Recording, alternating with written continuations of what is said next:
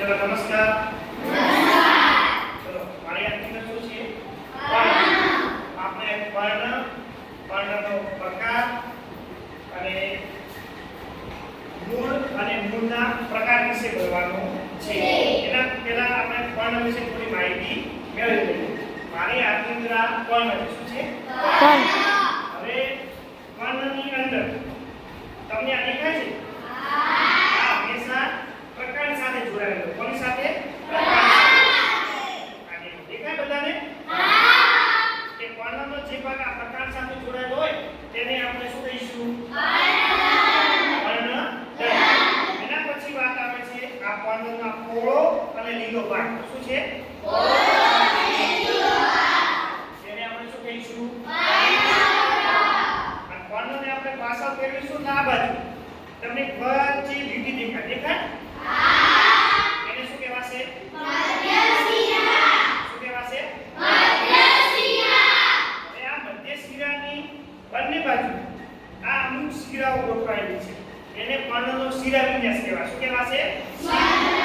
શિરા વિન્યાસ. પણ જો આ શિરા વિન્યાસ મધ્યશિરાની બંને બાજુ જાળી સ્વરૂપે ગોઠવાયેલો. કેવી સ્વરૂપે? જાળી સ્વરૂપે. તો એને આપણે જાળાકાર શિરા વિન્યાસ કહીશું. શું કહીશું? મધ્યશિરાની બંને બાજુ શું? બંને બાજુ આ શિરાઓ જો તમને સમાંતર રીતે ગોઠવાયેલો. કેવી રીતે? સમાંતર. તો આ શિરા વિન્યાસને આપણે કયો શિરા વિન્યાસ કહીશું? સમાંતર શિરા વિન્યાસ. તેની અંદર મેં થોડા ઉદાહરણ લખ્યા છે. દેખો જાળાકારમાં કયા છે?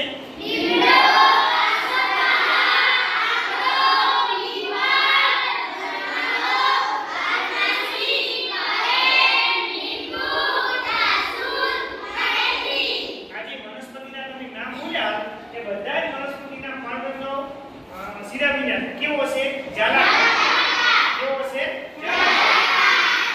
બીજી વાત આવી કે આપણે સમાંતર શિરા વિન્યાસ. કયો? સમાંતર શિરા વિન્યાસ. જેની અંદર આ સમાંતર શિરા વિન્યાસની અંદર તમે પર્ણને ઊભું અથવા આડું જે સમાંતર ગોઠવાયેલી હોય એટલે તમે ઊભું અથવા આડું સમાંતર રીતે ફાડી શકો છો. દેખાય બધાને? જ્યારે જાળાકારની અંદર આવું થતું નથી. કાય છે? સમાંતર રીતે ફાડી શકતા નથી. એટલે આપણે એને જાળાકાર શિરા વિન્યાસ.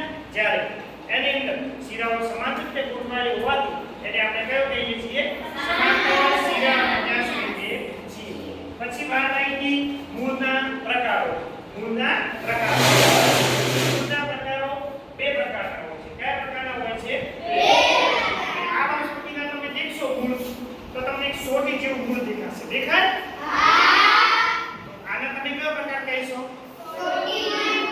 સોટીમય મૂળ. જેની અંદર એક મુખ્ય મૂળ હોય છે. શું હોય છે? મુખ્ય મૂળ હોય છે. બાકીના છે એને પાર્શ્વ મૂળ કહેવાય. શું કહેવાશે? પાર્શ્વ. જ્યારે આ વનસ્પતિના તમે મૂળ દેખશો તો જેની અંદર તમને મુખ્ય મૂળ કશું દેખાશે નહીં. બધા તમને ઊંચા સ્વરૂપે જોવા મળશે. કેવા સ્વરૂપે? ઊંચા સ્વરૂપે. તો આ વનસ્પતિને આપણે કહીશું તંતુમય મૂળ. કયા? આપણે કયા કહીશું? પણ તેના પરથી બે છે કે પર્ણ જોઈને આપણે એના મૂળનો પ્રકાર જાણી શકીએ છીએ. કે જે વનસ્પતિના પર્ણનો શિરા વિન્યાસ સમાંતર હોય. કેવો હોય છે? સમાંતર. એ વનસ્પતિના મૂળ કેવા હોય છે? તંતુમય. અને જે વનસ્પતિના પર્ણનો આકાર જાળાકાર શિરા વિન્યાસ હોય તે વનસ્પતિના મૂળ કેવા હોય છે? છે. ચલો પર્ણ